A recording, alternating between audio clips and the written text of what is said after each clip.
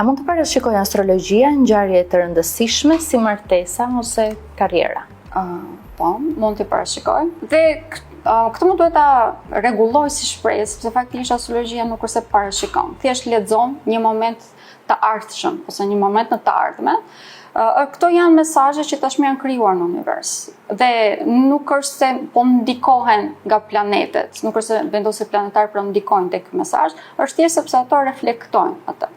Prandaj a mund të bëhet? Po, mund të bëhet edhe analiza të tilla, të cilat na thonë se çfarë do të ketë ai person në atë moment në jetën e tij.